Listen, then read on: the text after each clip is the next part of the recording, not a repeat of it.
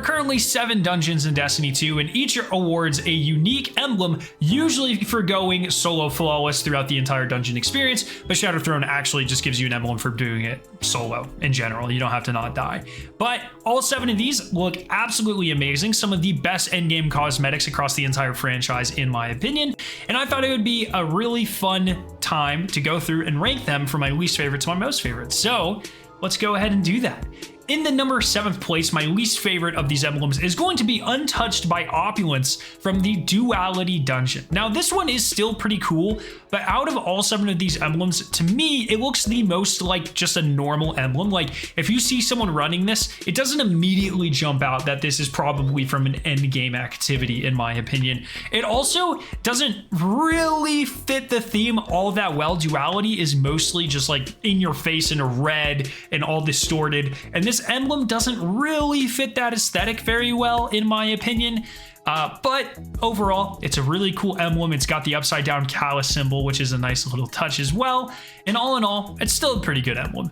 In the 6th spot, we have Piratical Ambitions from Grasp of Avarice. So this one's fun. Grasp of Avarice was obviously kind of a pirate-themed dungeon. This has a pirate ship on it, which is cool. I love these kind of little niche cosmetics. Maybe you don't see a lot of people running these, but some people are really into pirates, and here you go. You have yourself a unique emblem.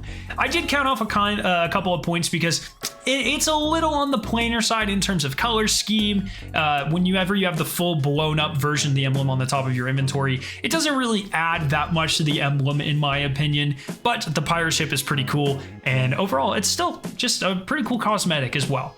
In the 5th slot, we have the Flight of Soteria, which is the emblem from Spire of the Watcher. This one's very cool. We don't have a lot of emblems in Destiny that have this color scheme, kind of it's like Western Neo Wave, which is what I'm going to call it. But it's a very nice color scheme. It's cool to have this sort of thing available if you like this sort of theme. It has the skull on it, which is really awesome, a nice little aesthetic, and it fits the Western theme of kind of the cowboy thing they were going for in Spire of the Watcher. So that's why I put it in the number 5 position. In the number 4 position, we have Crimson Echoes from the Pit of Heresy. So this one is a little more plain than the last one. It's more singular color scheme. It focuses on red. And when you look at it, you can pretty easily say like, oh yeah, that fits Pit of Heresy pretty well. It's got the totems, which are pretty important to at least one of the encounters. And overall, just a really nice Hive-themed emblem. I did count off a couple of points because we have quite a few Hive-themed emblems at this point, but this one is still pretty cool. In the number 3 position, we have the Prophetic Visionary from the Prophecy Dungeon. When this came out, this was like the best emblem in the game, in my opinion. Bungie's kind of really pushed for that neo-pop wave type of aesthetic, this blue, bright pink aesthetic. We have like 10 emblems that have this color scheme, including a lot that are just completely free to get. And so it lost a couple points for me there, but I love the concentric circle design. I love the kind of turning weird geometry design across the full emblem. Really embodies the Prophecy Dungeon, and I still think it is an incredibly clean and good looking emblem. So that's why it's in the number 3 spot. Did you guys know that 42% of you are not subscribed to the channel? Well, we're trying to hit 100,000 subscribers. I would really appreciate if you would subscribe for more ranking and endgame content. It would mean the world to me. We also do a lot of fun streams, so please consider it, and let's keep going. In the number 2 spot, we have the brand new A Grave Matter emblem from Ghosts of the Deep. The reason I picked this one, is because of a really cool color scheme. They could have just made it all blue, but I love kind of the mix of the green and the blue. Really fits the aesthetic of the dungeon mixed with the Hive theme. This emblem was actually made by John Zellman over at Bungie, and he explained how this emblem was actually inspired by the Death's Head Hawk Moth, which is a moth with a skull on its back. And so he took that idea and kind of made like an abstract skull with fake eyes, very similarly to this moth. Once again, more ties into this kind of Hive moth dungeon feel.